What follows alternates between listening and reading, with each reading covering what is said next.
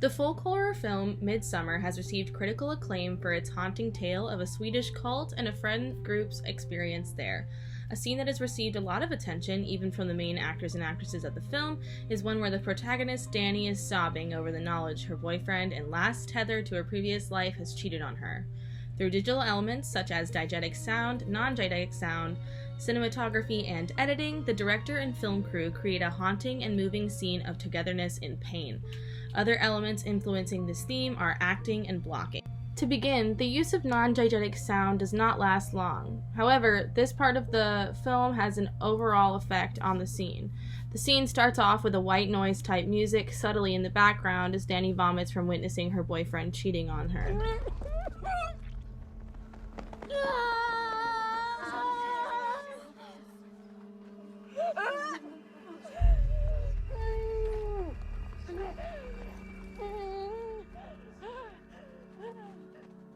The noise steadily gets louder and more overwhelming as Dani becomes louder, and her sprinting is faster as she is followed by the women of the community.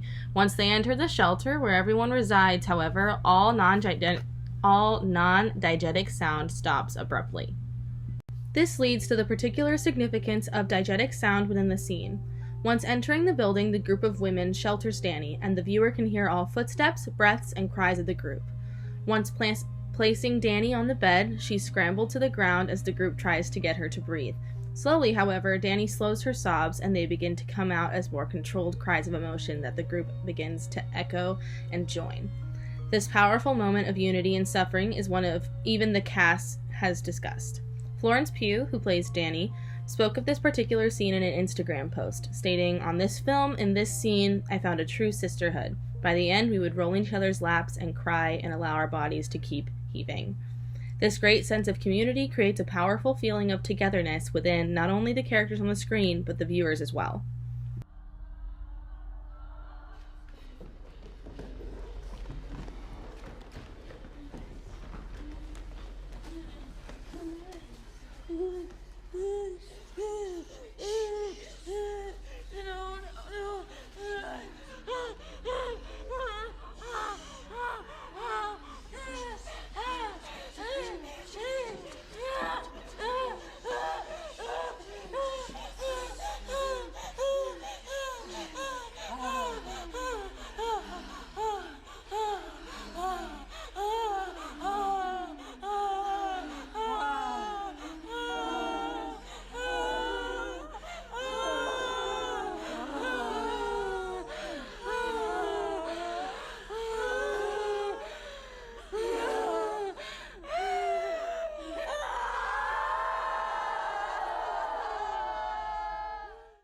There were several significant elements of cinematography within this scene as well. For starters, the cinematographers chose a pan shot for the moments of the scene the women are running Dani away from where she saw her boyfriend, following them in a smooth movement. This continuity is a stark contrast to the raw and emotional details in the rest of the scene. Through the rest of the crying scene, once the women are in the shelter, the camera movement turns to a type one would see with a handheld camera. The view is a little shaky as the women sob and can be seen to be almost moving along with their breathing. This adds to the audience's feel of community extensively. Their own view is what those women would be seeing as they breathe in and out with Dani after her traumatic experience. Finally, the scene ends with a high-angle long shot of the women with a view from what would appear to be the ceiling of the building they are in. This choice of shot is significant because it shows the women crouched over Dani in a protective manner in a small corner of the room. What had once felt so big and overwhelming seems almost comforting with this new dejected angle from afar. The final digital element in this analysis is the use of digital editing.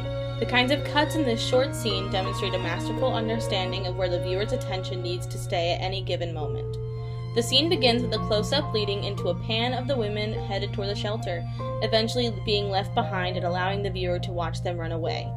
The next shot cuts to them walking into the shelter. This can be symbolized as Dani truly leaving her boyfriend behind, as they did the viewer once the camera stopped following them. There are several cuts throughout the scene from Dani sobbing to the women helping her through the pain and back to Dani, giving a continuous need to watch and guess what they do. Eventually, the scene cuts to a view of just Dani's face as the focal point and the pain behind it. However, it also allows the viewer to catch a glimpse of when she starts to finally feel a true sense of community. Near the end, the scene cuts again, but this time to a mural on the wall of a ceremony of women where there are two men near a fire. The women are above them in a community in a place of judgment. The May Queen, who happens to be Dani that summer, is at the center of the line of women, and she is the center of this community at the moment as they help her. With the immediate cut following the high-angle long shot discussed earlier, there is a clear connection of the cuts allowing for further togetherness from beginning to end of the scene. Obviously, the acting and blocking make the scene here as the actresses put on an astounding performance with this intense display of emotion. The blocking of the women constantly surrounding Dani the entire scene is powerful. They are never apart from her and are showing constant support. These elements would not have been as successful in their portrayal, however, without the use of the digital elements described in this analysis.